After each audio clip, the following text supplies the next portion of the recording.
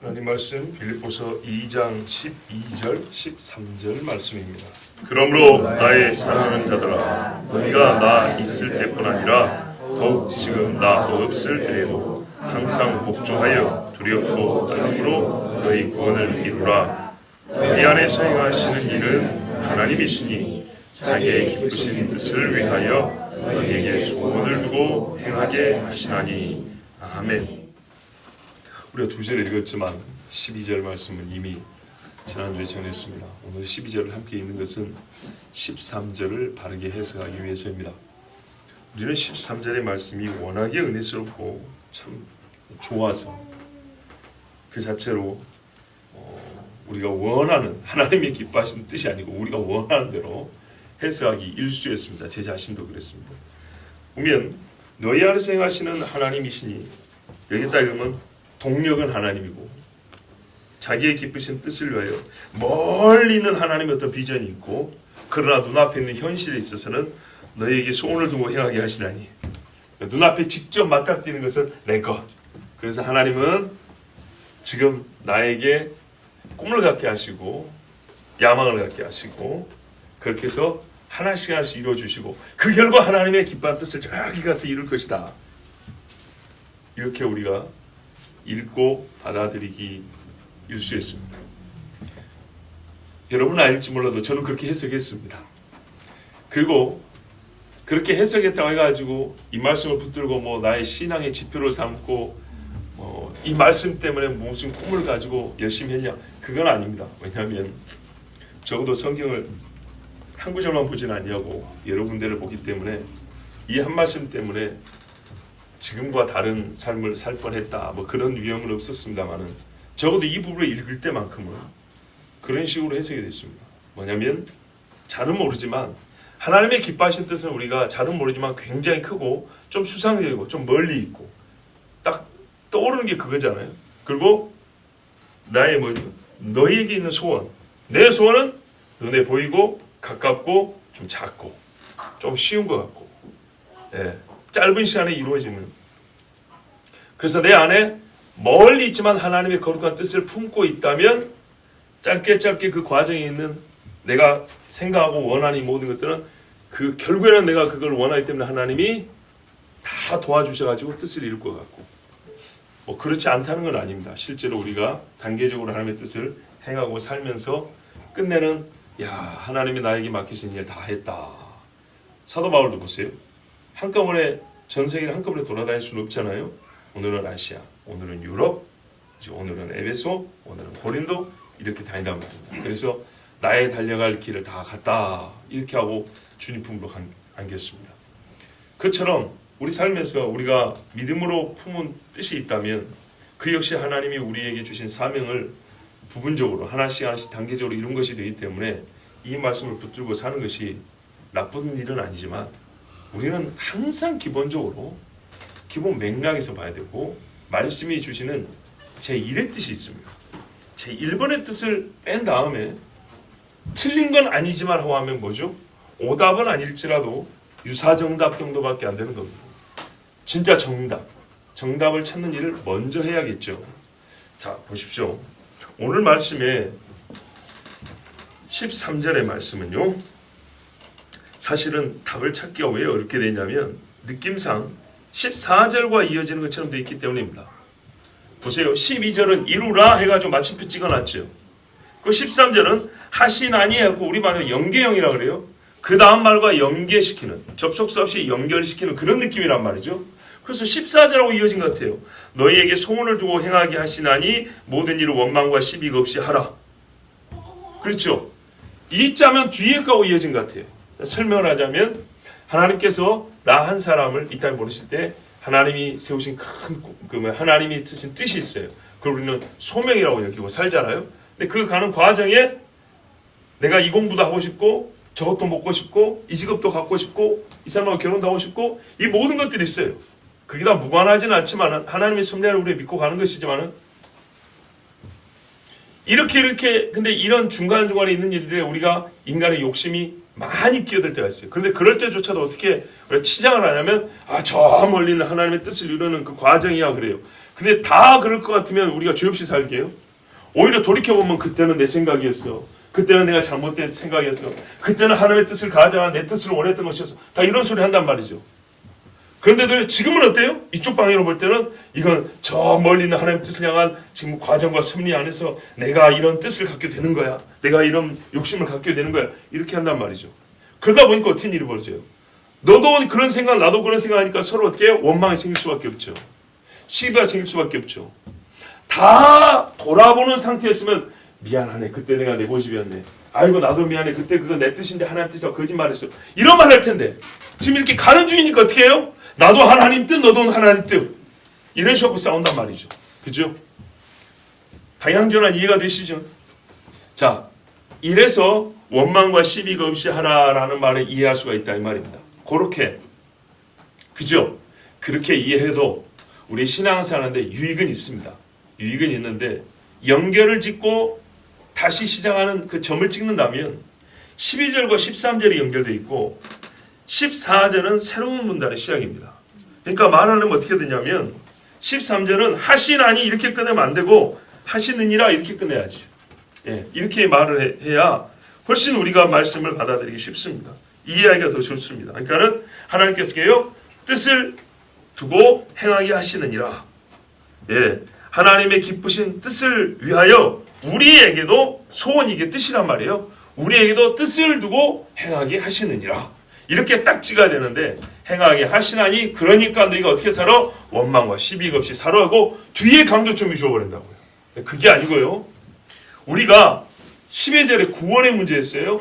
구원을 온전히 이루는 일에 있어서 하나님이 우리 안에서 역사하셔서 그 구원을 온전히 이루는 거예요. 그런데 어떻게 하냐 했더니 우리 안에서 어떻게 역사하냐 했더니 항상 우리로 하여금 죄성이 아니라 하나님의 속성을 따라 행하고자 하는 마음을 주시는 거예요. 아시겠죠? 우리 안에서 하나님의 기쁘신 뜻을 우리 죄인인 주제에 성령이 임하니까 어떤 일이 벌어지냐면 인간의 본성이 아니라 하나님의 본성이랄까요? 하나님의 본성이 이 안에 이식된 것 같아서 이 사람은 성령의 감동이 되니까 원하는 바가 달라지는 거예요. 하나님의 뜻을 원함을 가지고 사는 거예요. 그렇게 되면 어떻게 됐어요? 당연히 구원을 온전히 이루게 되겠죠. 바로 그 말입니다.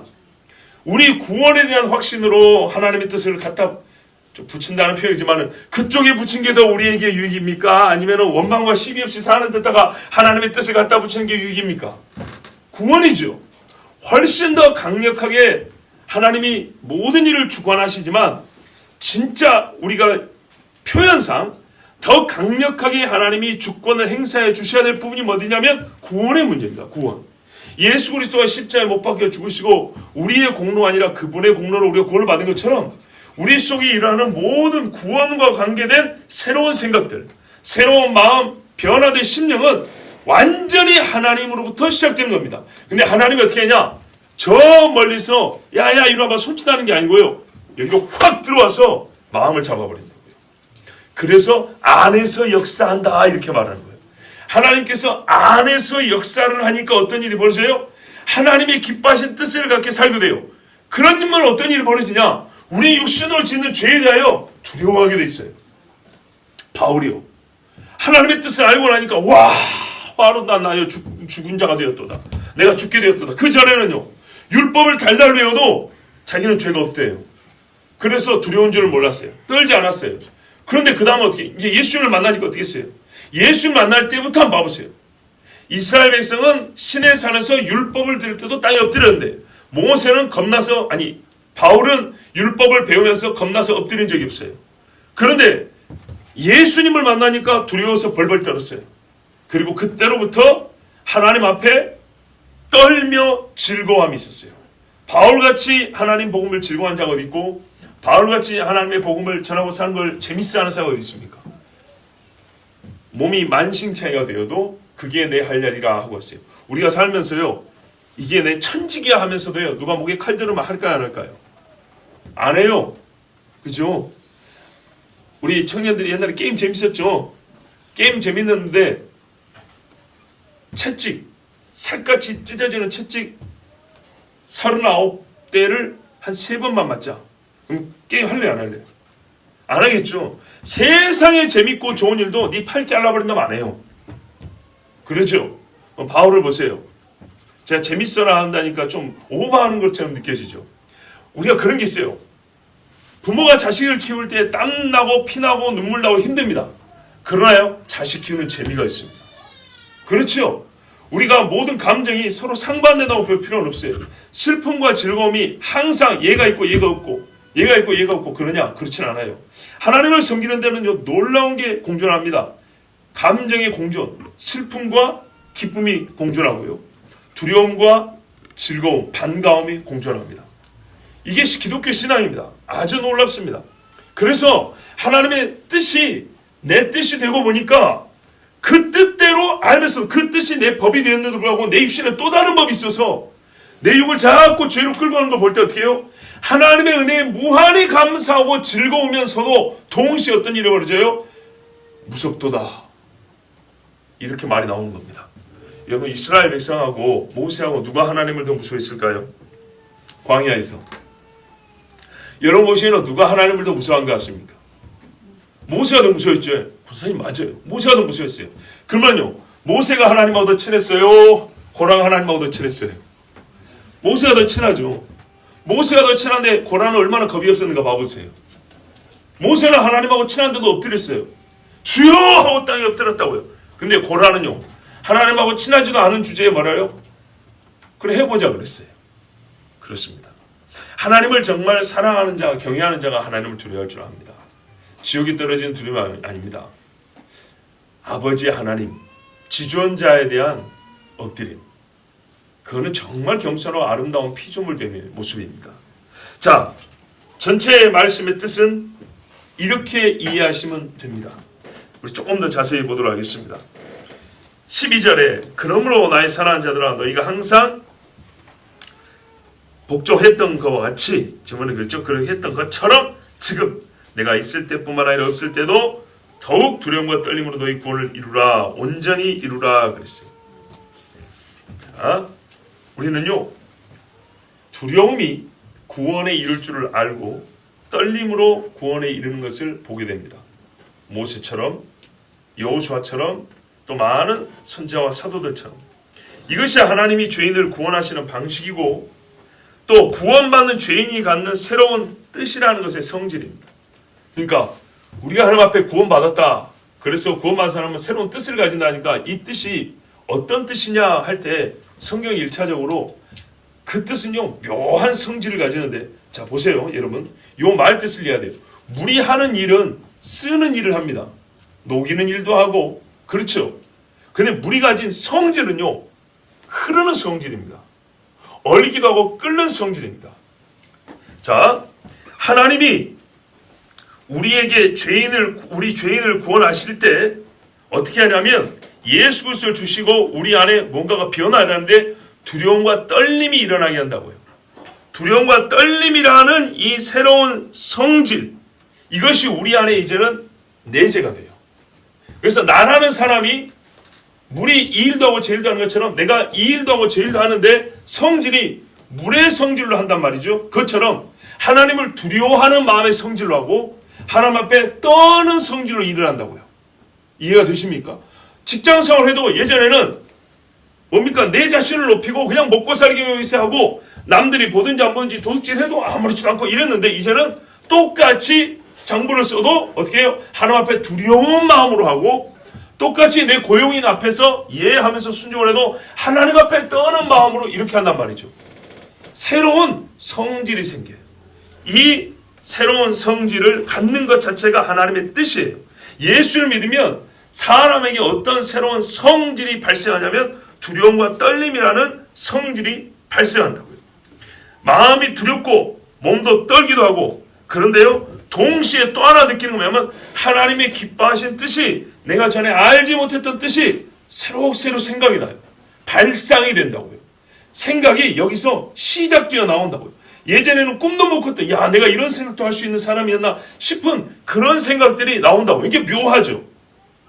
예수를 몰랐으면 참 편했을 텐데 예수 알고 나니까 이 거짓말하기도 두렵고 속이기도 겁나고 괜히 하나님 앞에 한 대 맞을 것 같고 그러면서도 이걸로만 끝난 게 아니라 어떻게 하면 남을 이롭게 하지 않은 또 새로운 좋은 생각이 나오고, 어떻게 하면 더 정직하게 살아볼까 하는 그런 생각도 나오고, 이런 묘한 성질이 내 속에서 나온다고요. 자, 이랬을 때 우리가 알게 된 거 뭐냐면, 야, 내가 진짜 하나님의 사람이 되었나 보다. 이런 거는요, 약을 먹는다고 나오는 게 아니에요.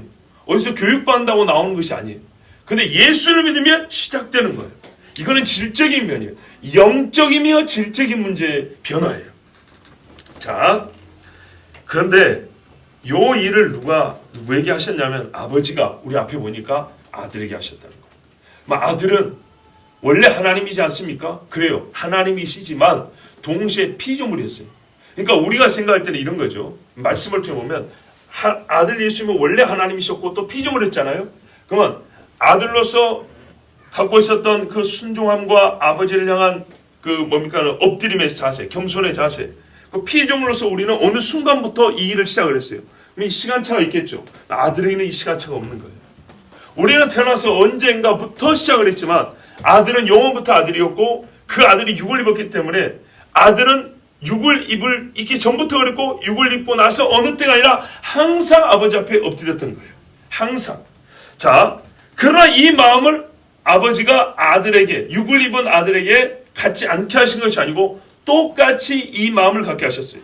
그래서 겟세마네에 보세요. 육이 있기 때문에 두렵다 그랬어요. 십자가가 두렵다고. 그러나 진짜 두려운 건 뭐였죠? 아버지로부터 분리되는 것에 두려움이었어요. 죄인으로서 죽는 두려움이었어요. 이것이 우리 그리스도인에게 있는 것입니다.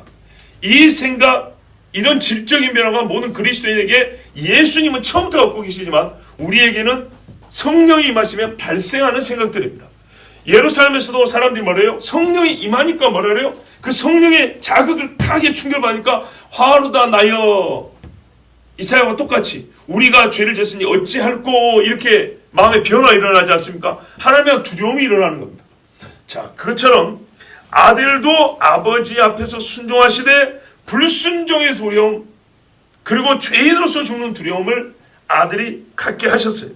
그거를 원래 갖고 있었지만은 이 땅에 육을 입고 죄인으로 죽을 때 죄인으로서 그 마음을 하나님이 갖게 하셨어요. 그런데 그 마음이 있었기 때문에 끝내 아버지의 뜻을, 기뻐하신 뜻을 이루는 아들이 됐어요. 자, 그와 같이 우리에게도 하나님께서 하나님의 선한 기쁘심에 따라 우리 안에 뜻을 갖게 하셔서 하나님의 뜻, 즉 우리를 구원하신, 아들에게는 우리를 구원하게 하는 대속의 사역을 한 거고, 우리를 구원하시고자 하는 하나님의 뜻이 이루어지게 한다는 겁니다. 자, 13절에 보면 너희 안에 행하시는 이는 하나님이시니 그랬는데요. 원래 말에는 헬라어로 가르라는 말이 있습니다. 가르가 뭐냐면 왜냐하면 그 말입니다. 자, 12절에 너희가 두렵고 떨림으로 너희 구원을 온전히 이루라.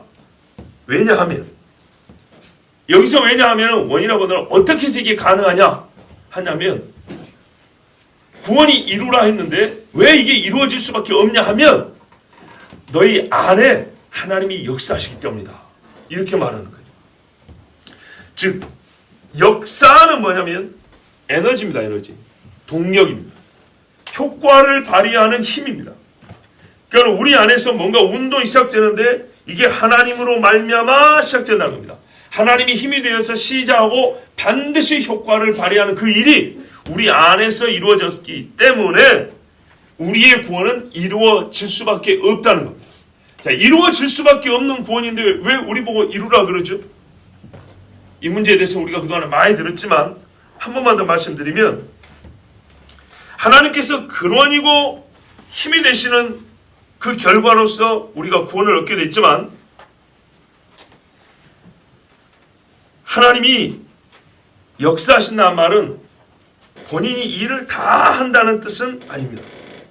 여러분, 지난주 설교를 들으면 예참은 구원을 이룰 수도 있으니까 네가 잘해야 한다, 네가 다 해야 된다, 그런 말을 혹시 오해하는 분이 있을 수도 있어요. 그리고 또 이거를 반대쪽으로 끌고 가면 하나님이 역사 다 하니까 너는 가만히 있어도 돼, 이런 식으로 끌고 갈 수 있어요. 그런 말이 아닙니다. 자, 보세요. 구분을 잘해야 됩니다. 하나님은요, 이 일을 일으키고 지속하게 합니다. 이 일을 어디서부터 일으킬 수 있죠? 마음입니다. 마음. 속이죠. 여기서 이 일을 일으킵니다. 마음을 일으킵니다. 믿음을 불러 일으킵니다. 그리고 어떻게 해요? 이거를 지속해야 합니다. 계속 유지하게 합니다. 그러나 여러분, 요 일은요, 행위나 동작이 아닙니다. 잘 보세요. 하나님 뭐라 하냐면 마음 내 속에서 역사한다 그랬어요. 성령이 역사하면 보십시오. 구원을 얻게 하는 성령의 역사입니다. 치유의 역사 아니고 구원을 얻게 하는 성령의 역사하면 손끝에만 이렇게 막 딸려가서 이렇게 살지 않아요. 그죠? 발만 막 이렇게 나와 살지 않아요. 뭐가 움직이면 마음이 달라집니다. 성령이 구원을 일으키는 역사를 하면 마음이 달라진다고요. 그 다음에 뭐가 바뀌냐고요? 네 마음으로 믿고 입으로 시인합니다. 그리고 네 행위로 믿음을 보이라. 이렇게 바뀌는 겁니다. 즉 하나님이 하시는 일은 뭐냐면요. 내가 해야 할 행위와 동작이 있어요. 실제로 움직임이 있어요. 말이든 손짓이든 발짓이든 요거를 일어나게 하는 마음속에 이 일을 하고자 하는 뜻을 발생시킨다는 말입니다. 예수를 믿게 하고 믿음을 말하고자 하는 뜻을 발생시키고 믿음으로 살게 하는 그 생각, 그 열의를 속에서 발생시킨다는 겁니다. 하나님이 그 일을 하세요. 속에서 역사를 해요. 그리고 그걸 어떻게 해요? 할 힘을 주세요. 이게 네 안에서 역사하시는 일은 하나님이시니입니다. 그러니까 누군가 말처럼 하나님이 내 대신 나의 의지를 사용하는 분이라거나 하나님이 네 의지를 사용하셔. 우리의 의지를 움직이고 자극하지만요. 잘 보세요. 하나님이 내 의지가 되셔서 움직이는 거 아니에요. 너무나 하나님이 강력하다가지고 우리가 그렇게 생각하면 안 돼요. 하나님이 내 의지를 갖고 가가지고 하나님 의지처럼 쓴다. 절대 그렇지 않아요. 또는 하나님은 너의 의지와 상관없이 하나님의 기뻐하신 뜻을 행하신다. 이런 식으로 왜곡하면 안 돼요.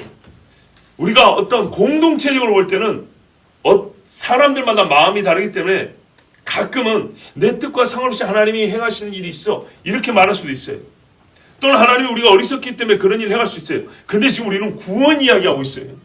구원에 있어서 내가 안 믿을 때 하는데 하나님이 내 대신 의지를 갖고 와서 내가 믿었으니까 너는 그냥 가만히 있어도 돼. 이런 식으로 하지 않는다고요.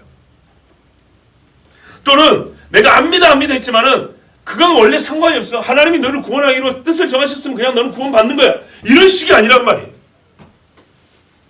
자, 내 대신 의지를 가져주신다거나 내 마음과 무관하게 하나님이 나를 움직여서 온전한 구원에 이르는 행위를 해버리시는 것이 아니에요. 베드로를 불렀어요. 예수님이. 나를 따라오라고. 베드로 뵈서 설교도 했어요. 베드로 동생이 와가지고 안드레가 와가지고 저기 우리 메시아를 봤다고 말까지 했어요. 예수님의 뜻은 뭐예요? 베드로를 이미 부르고 싶었어요. 대신 의지를 예수님 행사해 줬습니까? 천만의 말씀이죠. 근데 일으켰어요. 물고기 잡으니까 뭐예요? 마음에 죄에 대한 깨달음이 막 불러일으켜졌어요. 그럴 때 느꼈어요? 주여 나는 죄인으로서이다. 나를 떠나소서. 그래 됐다. 나를 따르라니까 그때 확 따라오죠. 이렇게 마음을 일으키는 겁니다. 자, 너는 너는 그물을 버릴 필요 없어. 요한아, 내가 대신 버려줬어. 이거 됩니까? 그런 게 아니라고요. 자, 무의식적이고 자동적으로 구원을 이룬다는 뜻이 전혀 아닙니다. 너희 안에서 역사하는, 자, 우리가 개인의 소망과 열망이 아니라 구원과 관계했을 때 12절과 연관시키니까 어떻게 연결한다고요? 아, 구원! 내 안에서 역사하는 분이 하나님이시니까 하나님이 다 하시네. 하나님이 다 하시다는 주권을 인정하는 것까지는 오케이인데 그 말을 얼마나 편의적으로 생각하냐. 나는 무의식적이고 나는 뭐 할 것 없이 자동적으로 구원에 이룬다. 그게 아니라고요. 하나님은요 안에서 역사하시고 우리가 그 안에서 역사하는 걸 수용하면 행위는 내가 하고 동작은 내가 하고 입을 벌려 시인하는 것도 내가 하는 거예요. 강도가 입을 열어서 주여 당신의 나라에 이를 때 나를 기억하소서 그랬습니다. 그 말을 안 했다면 오늘 네가 나와 함께 낙원에 있으라 예수님 말씀했을까요? 이런 재밌는 이야기인데요. 풍랑이 일었어요. 한 배에 예수님하고 베드로가 같이 타고 있었습니다. 그죠? 예수님 타 있는데 설마 니 죽겠냐? 믿음 좋죠? 선생님이요, 우리가 죽게 된 것을 알지 못하시나이까? 너 이거 지금 믿음이 없냐? 예수님 말은 뭔 말이에요? 내가 타는데 설마 죽겠냐 그 말이 아니죠. 내가 이 배에 있고 내가 지금 행거했으면 네가 예수님을 내 이름으로 명하면 될 거 아니야. 이런 말입니다.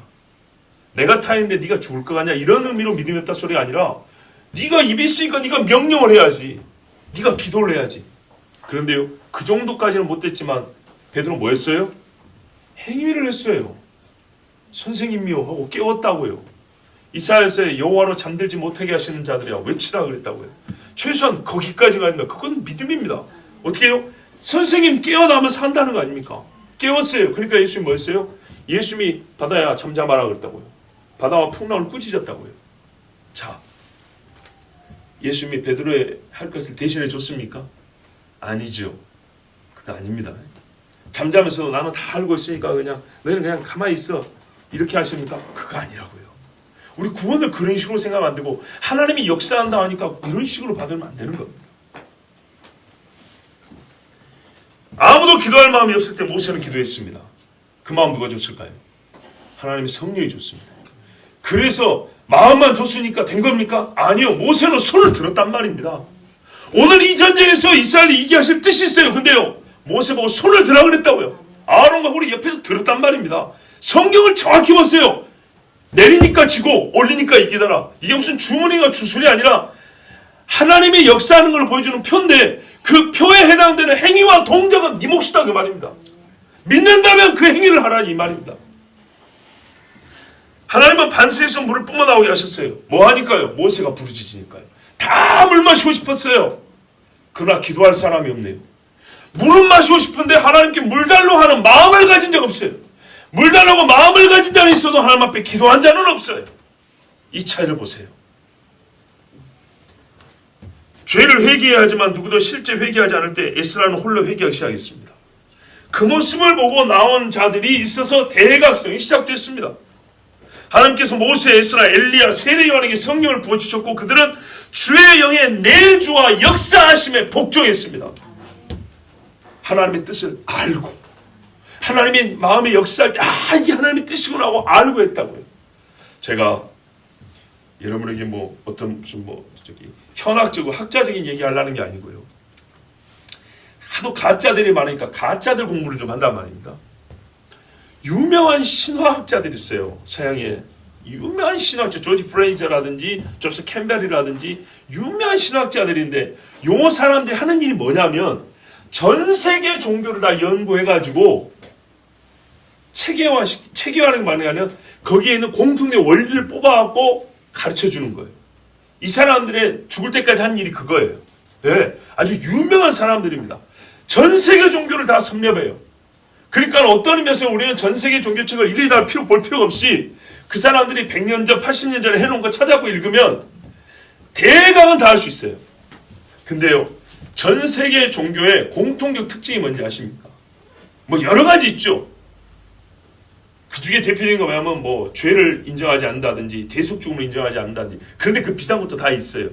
근데 읽으면 읽을수록 확인되는 게 있는데 뭐냐면요, 인간에 대해서 극단적 긍정의식을 갖고 있다는 겁니다.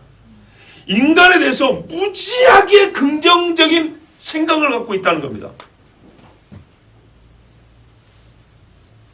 그래서 어떻게 구원을 얻냐? 구원을 얻는 필요가 있어요. 어떻게 구원을 얻냐 하면 이 종교들에서는요, 너와 내가 하나라는 걸 알면 구원을 받는 거예요. 제가 아주 간단하게 말해줄게요. 그러면 너와 내가 하나인데 모든 사람이 다 하나가 돼요? 예스. 어떻게 하나가 되냐? 힌두교나 불교, 이슬람교도 마찬가지예요. 교리적으로는 그래요. 내가 적하고 싸우잖아요? 근데 그 적도 내 아버지니. 그가 나고 내가 그라는 것을 알아야 한다. 이렇게 돼 있어요. 서로 칼을 들고 싸우면서도 이게 이 종교들이 갖고 있는 공통된 사상입니다. 그리고 항상 아버지와 어머니가 나옵니다. 근데 재밌는 게 뭔지 아세요? 아버지는 적입니다. 아버지는 지혜면서 적입니다. 그리고 아버지를 표상하는 짐승은 뭘까요? 뱀입니다. 무슨 말이냐면 창조주 하나님과 사탄을 섞어 놓은 겁니다. 그래서 아버지는 나를 있게 한 근원이면서 나의 대적이면서 동시에 나를 구원할 자면서 내 자신이 돌아가야 될 나의 참모습이면서 이렇게 되는 겁니다. 그러니까 여기서는요, 어느 곳에 있어도 나를 부정할 수가 없습니다. 나 자신에 대하여 부정할 이유가 전혀 없습니다. 긍정을 더합니다. 이 세상 모든 종교들이 공통된 사상입니다. 성경과 얼마나 다른가 보세요. 우리 안에 하나님의 영이 역사에서 내가 완전 새로운 사람이 된다 하잖아요. 그 사람들은 그렇게 말하는 게 아닙니다. 하나님 앞에 우리가 죄를 지어서 죄값을 치르고 대속주가 우리의 죄값을 치르고 그를 믿음으로 우리가 하나님의 자녀가 된다는 것이 아닙니다. 그들은 처음부터 그래서 훨씬 우리보다 평화적입니다. 원수도 하나고 아버지가 나를 죽이려 했으나 나는 아버지를 죽여야 될 원수이지만은 아버지를 죽인 순간 나는 또한 아버지가 되고 내 안에서 아버지가 새로 살아나고 웃겨버리죠. 뭔 말인지 이야기도 어려울 정도로 빙글빙글 도는 겁니다. 이게 세상 종교입니다. 뭔가의 이전과의 단절이 없습니다. 단절했다고 생각하는 그 생각을 깨야 된다는 겁니다. 서로 연결되어 있고 원으로 항상 사이클이 돌고 돈다는 이거를 깨닫는 것이 득도요 열반이고 구원이라는 겁니다. 얼마나 긍정적인가 보세요. 그러나 성경은 우리에게 말하죠. 그거보다 훨씬 더 의미 있는 긍정 또한 무서운 부정 이 두 가지를 함께합니다. 당신은 하나님의 형상으로 창조받았다. 그런 망상이 아니라 실제로 이 땅에서 존재하게 될 때 하나님의 형상으로 존재하게 됐다. 그리고 그분을 배신하고 배역함으로 죄인이 되어서 그 창조주와 원수가 되었다. 근데요, 세상의 종교들은 이것도 비슷합니다. 그런데 그 원수된 아버지를 찾아가는 여행이 있어요. 찾아가요, 사람이. 그 여행 안에 많은 어려움을 겪어요. 근데 본인이 그걸 다 극복해 갑니다. 그래서 결국 아버지를 만나요. 창조주이자 원수인 아버지를 만나요. 그리고 내가 아버지가 되는 거예요. 이런 식이에요. 어디에도 죄가 없고 대속주가 없어요. 자, 여러분. 그래서 성경에서 우리는 참 기쁘면서도 무서운 말을 계속 듣는 이유를 생각해야 됩니다.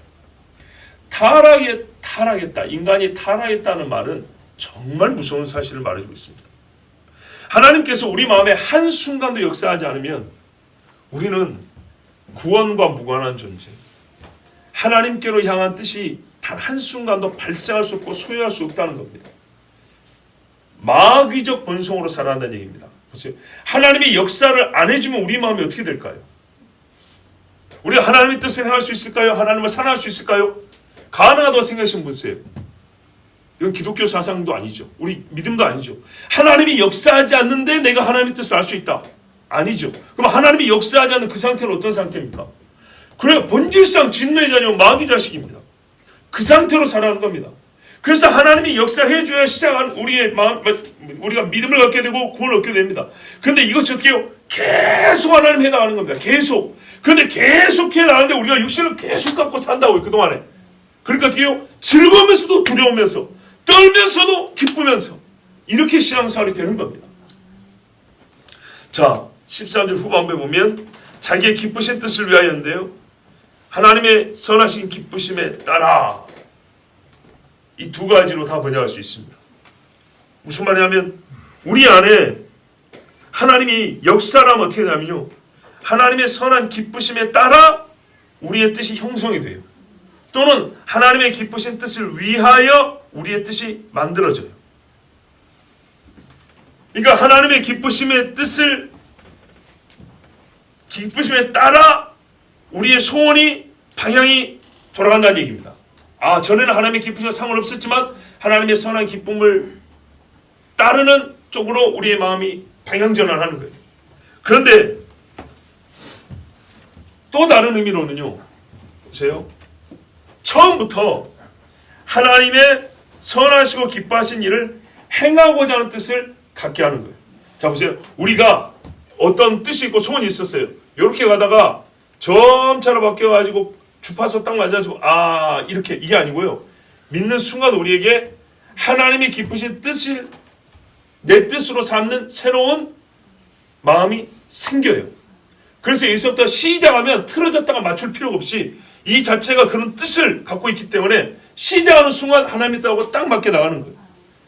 본성적 변화입니다. 훈련이나 연단의 변화. 그래서 우리가 교정되고 성숙해 나가는 그런 정도가 아니고요. 애시당초 우리가 없던 믿음이 존재적으로 발생하여 시작하는 것처럼 어떤 뜻이 하나님의 선한 뜻을 소원하는 그 뜻, 하나님의 뜻, 그것이 내 속에 발생하여 시작되는 겁니다. 그래서 여기서부터는 버튼 딱 누르고 그러면 이 뜻을 한번 발동시켜봐 하면 어디로만 간다고요? 하나님의 뜻만 쫓아간다고요. 그렇지 않은 것은 어떻게 해요? 미워요. 힘들고. 자, 오늘 우리 말씀을 잘 설명해주는 여러 증거 말씀들이 있어서 제가 몇 구절 소개해드리고 마치려고 합니다. 말씀의 뜻은 여러분이 다 이제 이해를 했는데요.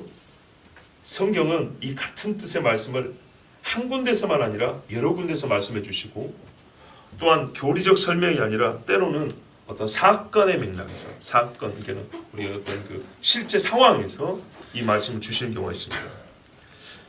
몇 군데 한번 읽어드리면 히브리서 13장 20절 21절에 보면 양의 큰 목자이신 우리 주 예수를 영원한 언약의 피로 죽은 자 가운데서 이끌어내신 평강의 하나님이, 자, 하나님이 예수 그리스도를 어떻게 했어요? 우리를 위하여 피를 흘리겠고 부활을 시켰다는 겁니다. 자, 부활이 됐으니까 실제적으로 이제 대속의 효력이 나타나겠죠. 대속의 효력을 나타낼 때 하나님 어떻게 하면 하나님이 모든 선한 일에 너희를 온전케 하사 자기 뜻을 행하게 하시고, 이렇게 되어 있어요. 왜 여기 믿음이 없죠? 여러분, 성경에 예수 이야기 나올 때마다 모든 구원의 요소를 하나도 안 빼놓고 다 쓰지는 않습니다. 예, 전체를 보면 됩니다. 여기는 이미 믿음은 전제되어 있는 거고요. 성령의 감동과 내주는 전제되어 있는 겁니다. 자, 그래서 어떤 일이 발생하냐 했더니 온전이라 그랬잖아요. 그런 귀한 믿음의 역사가 발생하여 우리를 온전케 할 때는 어느 단계에 가냐 하면 우리 속에 하나님의 뜻을 행하게 한다. 우리가 마음이 온전케 돼서 하나님의 뜻을 행하는 데까지 나간다고 그랬습니다.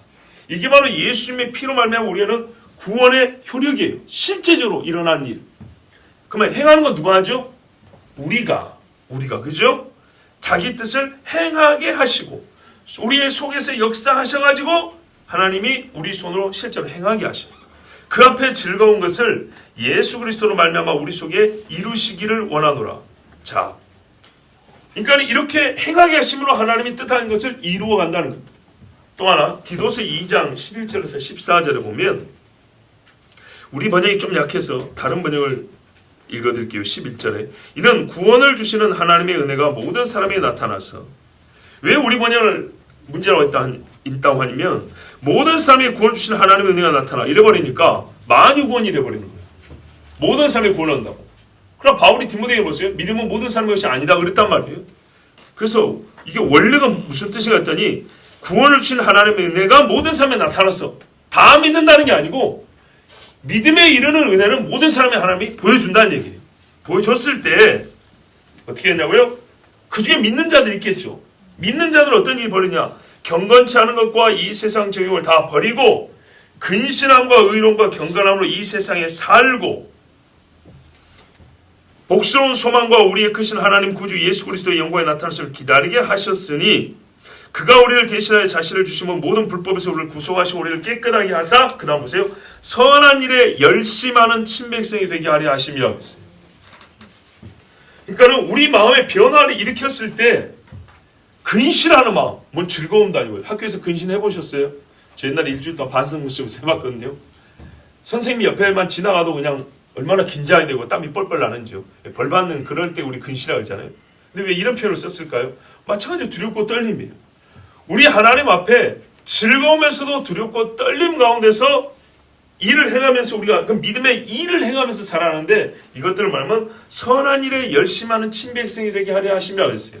하나님이 우리를 구원하시면서 이 땅에서 우리로 하여금 믿음이 발생시키는 그 생각들을 행하게 하시고 그 행함을 하나님은 또 뭐래요? 상으로 우리에게 갚아주시잖아요. 상급이 되게 하시지만 그 행함 자체가 우리에게는 뭐가 됩니까? 구원 얻었다는 표가 되는 거예요. 예. 그러니까 이 행위가 없다는 것은 우리가 구원을 온전히 이루었다고 말할 수 없는 것입니다. 고린도서 15장 10절에도 보면 그러나 나의 나 된 것은 하나님의 은혜로 된 것이니 여기까지 읽고 그냥 은혜 다 받아버리면 안 된다고요. 나는 그냥 다 풀어버리 그게 아니에요. 그런 분들이 별로 없긴 하지만 내게 주신 그의 은혜가 헛되지 아니하여 보세요. 은혜로 줬는데 이렇게 가만히 있으면 되냐? 아니요. 내가 모든 사도보다 더 많이 수고하였으나 뭐 했다고요? 수고했대요. 은혜를 줬는데 왜 네가 일을 해? 근데 말해요. 은혜가 헛되지 아니하게 하려고 하나님이 일을 하게 했다는 거예요. 이게 복음이에요. 이게 복음. 그래서 그 결국 교회들이 세워졌지 않습니까? 믿음의 삶이 언제 세워지고 더 많이 수고하였으나 그래도 뭐래요? 내가 아니 오직 나와 함께 하신 하나님의 은혜로라. 이거 무슨 정신병자 한 말입니까? 그게 아니라니까요. 예. 그러니까 하나님이 시작하셨어요. 그리고 시작하신 이가 언제든지 이루실 줄 아느라 그랬죠. 하나님이 끝에 나왔어요. 근데 그 시작하신 일과 끝에 있는 걸 하나님의 뜻이 관통하고 있죠. 이 관통하는 하나님의 뜻이 내 속을 뚫고 갔다고요. 그래서 내 속에 하나님의 뜻만 흘러요. 그러니까 내가 뭐 했다고요? 수고했다고요. 열심히 일을 하고 말을 했다고요. 그러나 하나님이 나를 뚫고 갔기 때문에 내 자랑은 없고 오직 하나님만 영광을 받으실 줄다. 이렇게 고백하는 겁니다. 우리 구원이 그렇잖아요. 이것은요 사도들만 외쳤던 게 아닙니다. 조금 해석을 깊이 해야 될 필요는 있지만은 시간 관계상 좀 간단히 보면 이사야 26장 1절부터 12절에 보면 이사야서는 거의 매 장에 구원자 예수님과 주의 날에 대한 그 예언적 메시지가 들어있다 그랬습니다. 복음의 부분들이 잘 흩어져 있어요. 이사야서는 진짜 그래서 구약의 복음서 제5복음서 이렇게도 틀리지 않은 말씀이 이사야서예요. 그걸 보면 26장에도 우리가 잘 아는 믿음에 관한 말씀이 나옵니다. 1절은 그날에 마지막 날이죠. 유다 땅에서 이 노래를 부르리라. 우리에게 견고한 성읍이 있으며 여호와께서 구원으로 성과 곽을 삼으시리로다. 그러니까 노래를 부른다는 거예요. 너희는 문들을 열고 신을 지키는 믿음을 지키는 의로운 나라로 들어오게 할지어다. 주께서 심지가 견고한 자를 평강이 평강으로 지키시리니 이는 그가 주를 의뢰함이니이다. 아멘. 우리가 정말 잘 아는 말씀이죠. 예. 그런데요. 이 뒤에 가니까 심지가 견고하여 믿음을 지키는 사람들, 그날에 믿음을 지키는 사람들이 하나님을 의뢰하기 때문에 평강을 얻고 구원을 얻는데 뭐가 나오냐면 7절에 보니까 의인에게는 정직하며 정직하신 주께서 의인의 첩경을 평탄케 하시도다. 가만히 있었더니 그냥 하나님이 다 된 게 해준 게 아니고 이 사람들 삶에서 끊임없이 하나님의 말씀을 순종하고 정직한 삶이 이어지는 거예요. 다윗처럼. 그러니까 그 길을 하나님이 펴주는 거예요. 끝내 그 길이 어디로 갑니까? 예루살렘으로 들어가는 겁니다. 여호와여 주의 심판하시는 길에서 우리가 주를 기다렸사오며 주의 이름과 주의 기념 이름을 우리 영원히 사모하나이다. 마음의 변화가 생기죠. 옛날에 이스라엘 일이 안 했단 말이죠. 자, 그리고 이제 쭉 가면 맨 뒤에 12절에 여호와여 주께서 우리를 위하여 평강을 베푸시오리니 주께서 우리 모든 일을 우리를 위하여 이루심이니이다. 아멘. 보세요. 여기서도 똑같이 나와요. 하나님께서 이루셨다고 말해요. 하나님께서 이루셔서 우리가 쫓겨났던 나라에서 돌아왔고 파괴된 예루살렘도 다시 세워서 들어와서 영원히 주를 찬양하게 됐습니다. 이건 다 하나님의 은혜로 된 것입니다. 그런데 하나님이 뭘 요구해요? 내가 너희 마음에 이 일을 믿게 하는 마음을 줬지. 뭘 지키래? 그 심지를 지키란 말이에요. 심지. 그렇죠? 그 심지를 지키고 그날을 바라본다면 너희는 뭐냐면 세상의 악인들과 똑같이 살지 말고 보니까 나오잖아요. 정직하게 살아라. 의롭게 살아라. 그럼 하나님 어떻게 한다고요? 오히려 그것이 안 되는 것 같고 많은 것 같지만 내가 너 평탄케 해주고 곧게 펴줄 것이다. 그래서 너희가 알고 있는 그 사모하는 날 하나님이 이루신다고 믿고 있는 그날 진짜 너희 눈앞에 현실 실제가 되게 해주겠다. 이게 하나님의 약속입니다. 그리고 이걸 이사야가 예언을 했습니다. 자, 여러분 우리의 구원 얻는 믿음에 대하여 확실하게 알아야 됩니다. 시작을 하나님이 하셨습니다. 계획도 하나님이 하셨고 시작도 하나님이 하셨고 효과적인 사역도 하나님이 하셨고 다 하나님이 하셨습니다. 하나님이 뜻을 세우기 때문에 반드시 이룹니다. 그럼 우리는 가만히 있으면 되냐? 절대 그런 건 아닙니다. 하나님은 역사를 하시는데 뭐냐면 보세요. 객관적으로 예수 그리스도를 십자의 대속제물이 되게 하시고 객관적으로 하나님이 죄의 값을 받으셨어요. 그런데 주관적으로는 각 사람에게 어때요? 믿음을 요구하신다고요. 믿음을 요구하는데 하나님이 요구하는 소리를 들려주세요. 맞죠? 성령으로 우리에게 영혼의 울림을 주신다고요. 십자가를 보고 너희가 돌아와야 된다. 회개해야 한다. 너희의 죄를 고백해야 한다. 나를 믿는다는 것은 회개하고 회개에 합당한 열매를 맺고 돌아와야 한다고 끊임없이 이렇게 말씀하신단 말입니다. 자, 여기에 뭘 한다고요?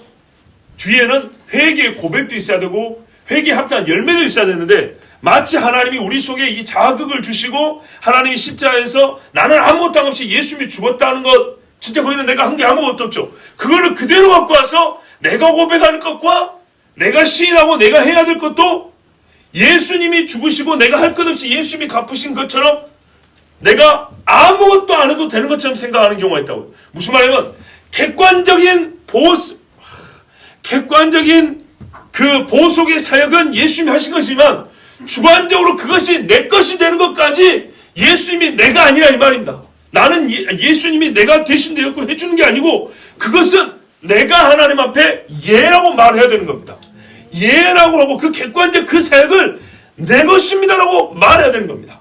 그렇지 않으면 객관적 사역이 있다는 그것만으로 모든 사람이 믿음과 상관없이 구원을 얻어버리겠네요. 그렇지 않습니다. 그것이 내 것이라면 하나님은 내 것이 되게 하기 위해서 내 안에 역사를 하시는데 그 역사할 때에 예라고 대답하고 아멘하고 죄를 회개하고 그 다음에 어떻게 해요? 그 예수 그리스도가 하나님 앞에 순종하여 살아간 것처럼 그 믿음이니까요. 똑같은 성질입니다.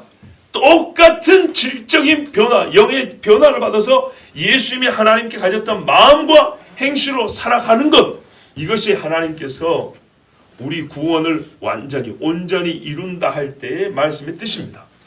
그래서 에베소서에 보면 우리가 그 은혜로 믿음으로 말미암아 구원을 얻었나니 해놓고 뒤가 뭐래요? 이는 너희를 처음부터 창조할 때부터 하나님이 정하신 선한 일, 하나님이 기뻐하신 옳은 일을 행하게 하려 하심이라 이렇게 뒤에 나와 있다고요.